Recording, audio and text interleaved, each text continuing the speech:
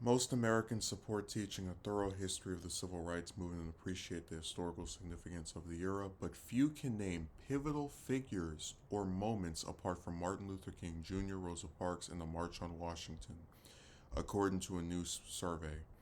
The survey released by More in Common found that most Americans remember the period for its nonviolent protest and its leaders, including King and Rosa Parks, yet most appear to lack robust knowledge of the era, and memories are murky when an event experienced pushback or encountered riots and violence. Many surveyed were unable to list 5 events from the period. After King and Parks, Americans listed Brown v. Board of Education, the Selma March, and the Civil Rights Act of 1964 among the top 5 events they remember. The anniversary of the March on Washington on August 28th is a moment to remember the voices and events from that era. Coco Zoo, the research, Coco Zoo, the research analysis for More in Common U.S., who led the survey, said in a statement, but it's clear to us that there are many civil rights leaders whose roles in the struggle are unknown to most Americans. Despite their lack of knowledge of the era, most Americans believe in a robust teaching of the civil rights movement. Around 77% of those surveyed agreed that all students should learn about leaders other than King and Parks. Another nearly 80% agreed that students should learn both successes brought by the movement and the struggles faced by those involved. Overall, more than 3/4 believe the movement advanced the values of freedom and equality in the U.S. and view it as an important example of Americans exercising their right to protest. 64% believe that it is always appropriate to engage in nonviolent protest. The civil rights movement isn't a static event in our history, but the collection of decades of events, leaders, and activists pushing for change. Zhu said, the broad support among Americans for learning more about the movement suggests that there are opportunities to deepen our shared understanding and honor the movement's legacy. You know, there are very few news stories I do now that really bother me as far as like just oh my god, how could this happen? You know, on like when we get polls, we just read them and then we make like a little tiny brief analysis because it's most of these really aren't anything that could be considered like a major event. Like usually it's indicating how popular someone is. But there's always something that I guess I could say just kind of triggers a lot of my frustrations.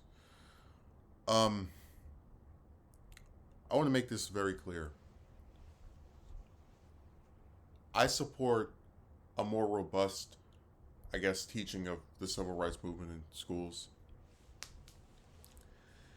But the problem I've had with people for a number of years now, and we actually talked about this a couple of weeks ago, is that we live in one of the most, and arguably the most technologically savvy era, period, where information is easier to acquire than it's ever been. You don't have to go to a library to read about someone. You don't have to buy a book to read about a lot of these people. And for that reason, when I see ignorance, which is all this is, it's ignorance. Um, I can't feel sympathetic because with one quick Google search, a person who only knows about the March on Washington and wants to know about other events from that era can look up the I don't know the Montgomery bus boycotts, the Albany movement, Selma, the Poor People's Campaign. I mean, it's like they don't even try, and it's I guess I could give you an analogy. It's kind of like how I got a lot of books this year, and sometimes I'll read 10 pages a day, 20 pages a day, and I'd like to read more, but I have to like will myself into putting aside everything else to just sit there and you know read pages of just different novels I have. And a lot of times it's not the thing I'm most excited to do because there are these other things that are easier at getting my attention, but it's still something that I'm trying to do. With these people, they have no effort, no desire. And I've said before that there are a lot of Americans, and there are a lot of people in general. Let's not even just say Americans, but there are a lot of people who have what I consider a day by day existence. They get up, they either go to school, go to work, they talk to their little friends, whatever. But there's nothing There's no desire to understand something or be interested in a thing that is bigger than themselves, which is why all of these different figures in civil rights movements with esteemed careers, people like, the core leader, right, Roy Wilkins, or A. Philip Randolph, James Farmer, all of these people can be completely forgotten because as long as their major successes or contributions did not directly affect people who were born after the fact, and they don't hear some older person talking about them, it's like they never existed.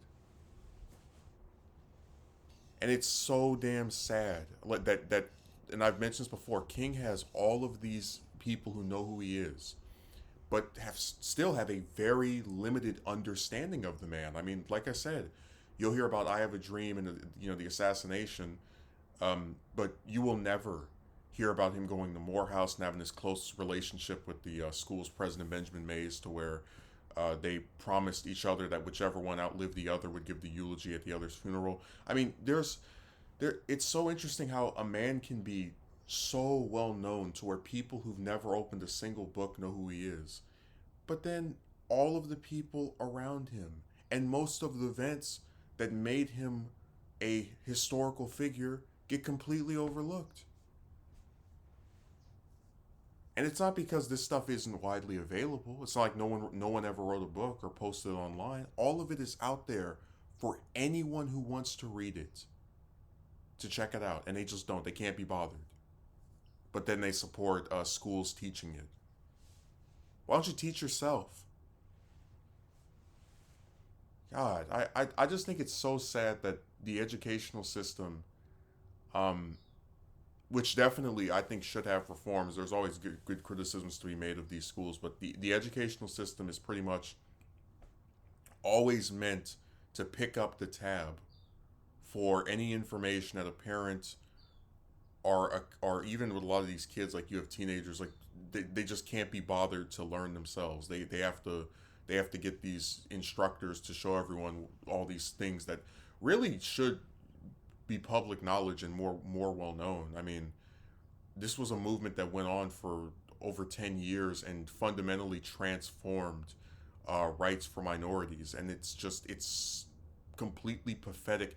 And it's like, you look at the part where they mention the historical figures that people remember by name. Like, I think it's really nuts that Rosa Parks is more well remembered than Ralph Abernathy, even though she really was only a big part of one event, which was the Montgomery bus boycott, and then kind of just faded away. While Abernathy was King's right hand man from the time the movement started to when it ended, and even took over the SCLC after him. It's so sad that you had all these people, all these different events that were important, that were significant, but because we have an era of selfish individuals who have no desire to think or believe in something greater than themselves, to have knowledge of the events that have come before, that have indirectly played some role in the life that they now live. It's really sad. And I agree with transforming, the educational system to have more content about civil rights movement. But people just they really disappoint me because everything I know is public knowledge. There's no source I have that some other person couldn't attain if they want to, or go to if they want to. And it's so funny how, like, they just have no desire. But then if they do this in school, now they're going to suddenly pay attention, because let's not forget, there are a lot of students who, whether it was math, whether it was science, regardless of the topic, they just don't like anything. They couldn't be bothered to, like, there are, unfortunately, a lot of people who have basically no passion or desire for learning, no matter what the topic is. So even if they put this in schools, people will, what, they'll study this stuff for a test and then they'll forget right after. Like with these people and the stuff I named here, I'm never gonna forget who they are, because I didn't learn this to pass a test or exam, or I don't know, to try and, like, get some other short sighted goal. It's because it's important. and it's unfortunately not important enough to enough people for me to be satisfied with the way my contemporaries choose to treat those that came before them. It's really pathetic.